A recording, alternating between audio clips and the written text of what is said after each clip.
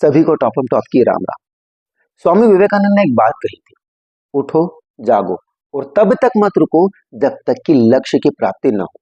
लेकिन हमारे नेताओं ने इस कोट को थोड़ा सा बदल लिया है। वो कहते हैं उठो जागो और खुदाई करो, तब तक खुदाई करो जब तक धन की प्राप्ति न हो। कौन सा धन? गड़ा हुआ। हम बचपन में कहानियां नहीं पढ़ते थे कि पिताजी अपने को बेटे को बोलते थे कि बेटा, अगर तुम्हारे पास पैसे खत्म हो जाए, उस पेड़ के नीचे जाकर खुदाई करना, वहां पर तुम्हें धन मिलेगा। रोड खोदने पर हमारे नेताओं को ऐसा ही कोई धन मिल जाता है। अब हम अगली बात पर आते हैं।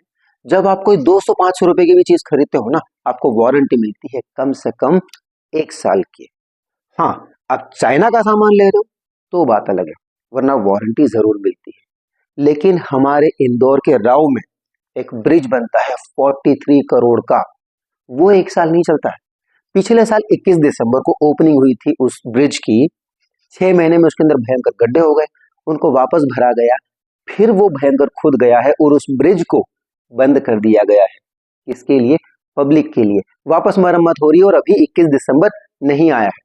अब ब्रिज बंद हो गया है, परेशान कौन हो रहा है? जनता। वही जनता जिसके टैक्स से ऐसे ब्रिज बनते हैं। अब हमारे देश में अब तक सबसे बड़े दानवीर हुए हैं दानवीर कर्ण। उसके बाद अगर कोई दानवीर बना है तो वो है हमारी भोली भाली जनता। ये गड्ढे वाले रोड हैं, इन रोड के लिए हम लोग टैक्स देते रहते हैं। टैक्स देने के बाद भी हमको वो सुविधाएं नहीं मिलती। इंदौर शहर की ही बात करो, शहर के अंदर रोड बन गया है, तब नेता लोग सोते रहते हैं। जैसे ही रोड बन गया, उनकी अचानक से नींद खुलती है और वो सोचते हैं कि यार, ये लाइन हम डालना तो भूल ही गए। क्या करो? वापस रोड की खुदाई करो।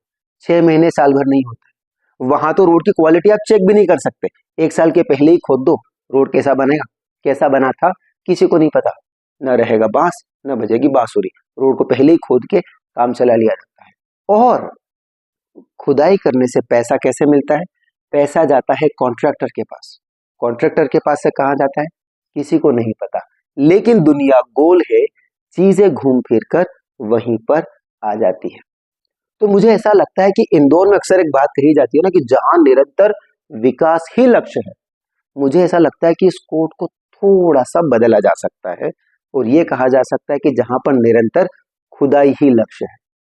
मुझे एक बात समझ में नहीं आती कि जनता के पैसे का इतना दुरुपयोग होता है और इसके बावजूद भी परेशान कौन होती है? जनता।